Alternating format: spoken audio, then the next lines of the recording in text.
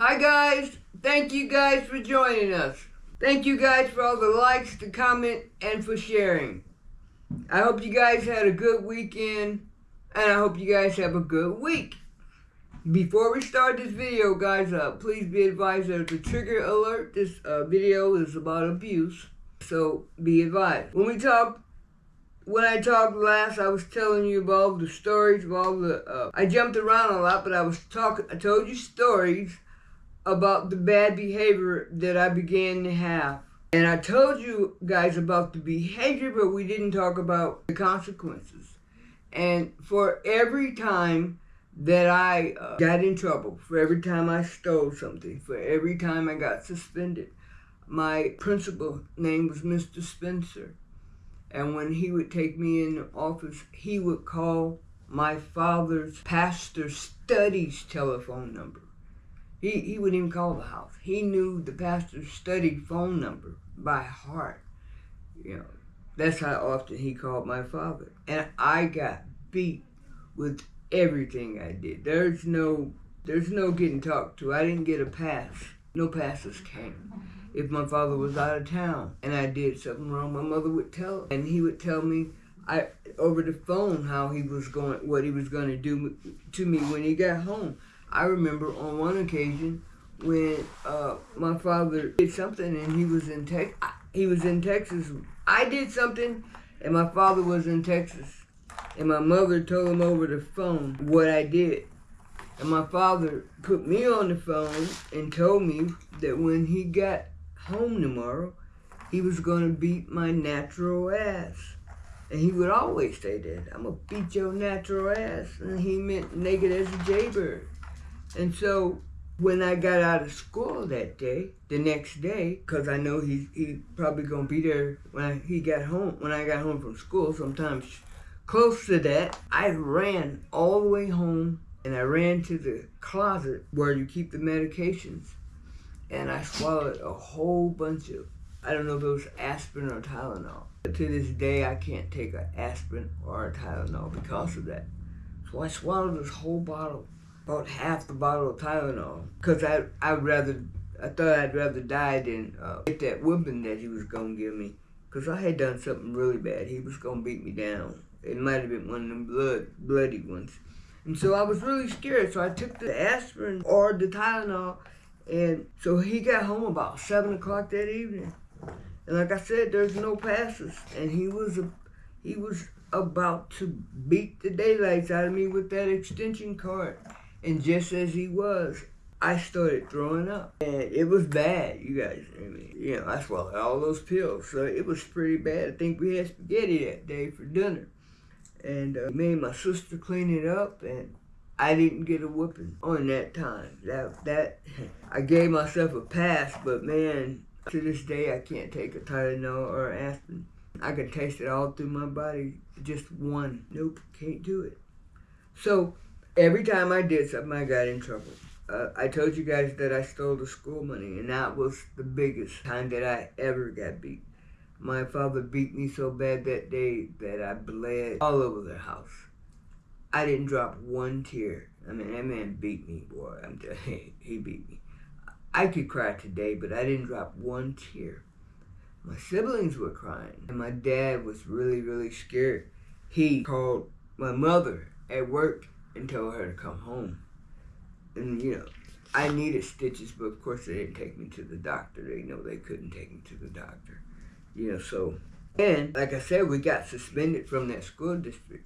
So we had to go to another school district. And they didn't see it, but I was swept up. I was swept up for a long time, probably a month. If they would, I don't know what they would have done. But I couldn't sit down. I literally couldn't sit in the chair. When they say beat your ass, you can't sit down. You be thinking, we just exaggerate. I couldn't sit down. He beat my back and my ass so bad that I literally couldn't sit down in class. I remember standing in the back of the class and the teacher allowing me to do so. So all these things started happening, my behavior. I'm 9 years old when it started happening. I was 9 years old when I was walking through the back door and my father says, "Hey, look, Janine got titties." And that night, he was all over me. But, so it was 9 years old when my behavior, I'm only realizing that now, but it was 9 when my behavior started to change. It was now at the time where I go from 6 A's and 1 D to 6 F's and 1 D. 6 A's and 1 D, the D was in gym. And then when I had the 6 F's and 1 D, the D was for math. And all the rest, I couldn't dress out for gym because I thought that everybody would be looking at me, but actually I was going to be looking at them. So I'm jumping around, and that's not what I want to do. So what I'm trying to say is my behavior started, and I started acting up when the abuse started. Now, the sexual abuse started before the physical abuse actually started, because he wasn't angry until sexual abuse started. My father used to be the funnest guy in the world. When I was a little girl, my dad played with me, and when you know how every little kid does, when we exaggerate, and when the kid says, when a kid hits you, and and everybody make a deal, Nene hit so hard, and that's what they did, and I sucked it all up, and my dad did that for me, he gave me that. My dad told me one time he would never my dad told me one time that he would never ever let anybody hurt me. I remember that. We were on Riston Court when my father said that. So with everything I did, and I got suspended from school every day. If I was suspended sometimes for 10 days, and if I went back, and if I made it 2 days in school, great, but most times I was going to be suspended as soon as I got back to the school. Most of the time, my father didn't even know I was suspended, because I would be sitting there outside, hiding around the house, waiting on the mailman to put the mail in the mailbox, and Daddy would be sitting right there reading the Bible by that window, and if he'd go pee or something, I would find that chance to grab that one piece of paper, because it says I can't come back to school without a parent. And shit, how was I gonna tell them that I didn't had this paper for 2 weeks? One time I didn't start school for 2 weeks after everyone else. My dad thought I was going to school. I couldn't go to school. I burnt all the school books the year before in the locker. So I couldn't go back to school. I couldn't produce the books. And I couldn't tell my dad. He was going to kill me. So, he didn't find out that I hadn't attended the first day of school until 2 weeks of school had already passed. But all these things started happening because of the abuse. My dad, not only did he sexually abuse me, and those beatings that he gave me, they were physical abuse. If you were to ask me that I deserve an ass whooping for stealing the entire school's field trip money, hell yeah. What I should call it, monkey stump. He should have monkey stumped me. You know what I mean? But why? Don't do everything every day. Maybe if you got ADHD or something, but I didn't have none of that. I was a sweet little girl. How come all of a sudden I'm Nightmare on Elm Street? What the hell is going on? And how come no one hears me? Because I'm screaming. When I set Donald or Ronald, the set of twins that went to the school, one of them was walking right beside me as we're walking down the hallway. And I just he had a Jerry Carroll. And I just lit his whole head on fire. You know what I'm saying? You don't think I wasn't screaming for help? What the hell?